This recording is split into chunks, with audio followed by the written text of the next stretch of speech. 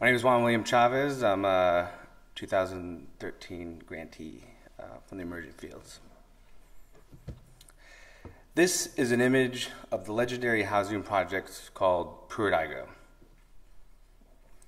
Built in the 50s in St. Louis, Missouri, Pruitt-Igoe was made up of 33 buildings that were 11 stories tall and is considered one of the worst examples of public housing.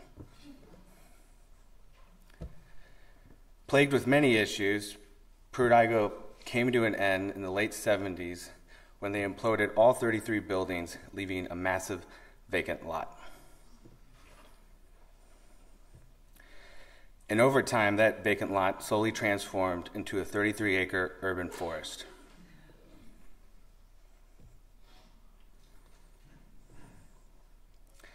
And it is this forest that inspired me to take photographs.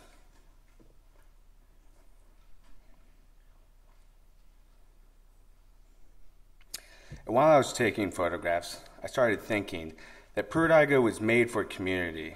However, Pruitt-Igoe is nature now, so what community could naturally exist there?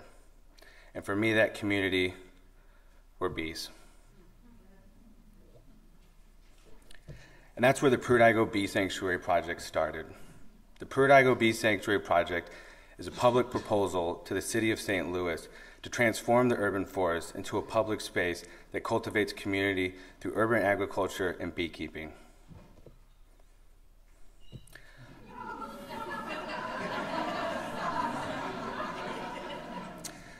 I created a site-specific sculpture that references the architect Yamasaki's design.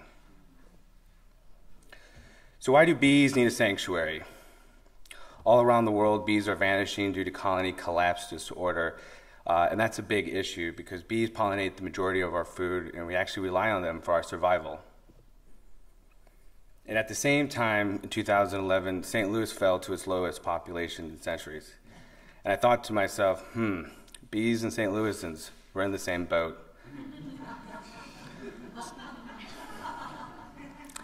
So why don't we start a partnership and see if we can address some of these issues? I received an Art Matters research grant to investigate this partnership, and that led me to Bicorp, Spain, where I documented an 8,000-year-old cave drawing called the Man of Bicorp. And what was fascinating about the Man of Bicorp were the surrounding drawings, showing images of the hunt, tools, domesticated animals. And so I asked myself, what was so important 8,000 years ago that we put it up on the wall? And the only thing I can come up with was survival. And beekeeping was part of that survival. The next question I had to ask myself, was there a model of bees in public space? And that led me to the Luxembourg Gardens of Paris, France, where they have the oldest beekeeping school in the world. They have over 1 million bees in the school, and what was fascinating when I got there, bees and humans existing in harmony. Parisians drinking wine and eating cheese, and the bees doing their thing, pollinating the many flowers in the orchards in the park. And at the end, they have a harvest. Inspired by this design, I came back and worked on my own proposal.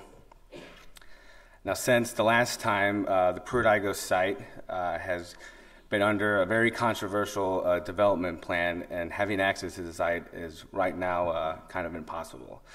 So we decided to take the proposal and implement it in the nearby neighborhood of Old North, where I run a nonprofit called the Northside Workshop.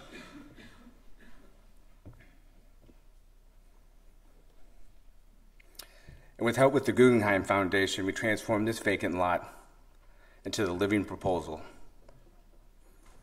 where we have been teaching beekeeping, gardening, cooking, and of course art to local kids in the neighborhood. In addition, over the past 2 years with the local partnership, we've been able to offer paid positions to young adults in the neighborhood.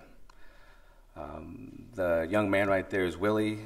This is his second year, and he actually is a member of our board now.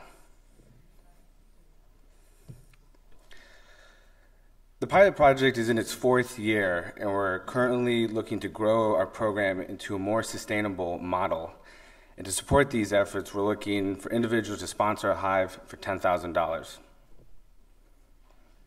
In addition, we've been working over the past years with creative capital consultant Jonathan Dorfman on developing a potential social enterprise that will address food rights in a food desert.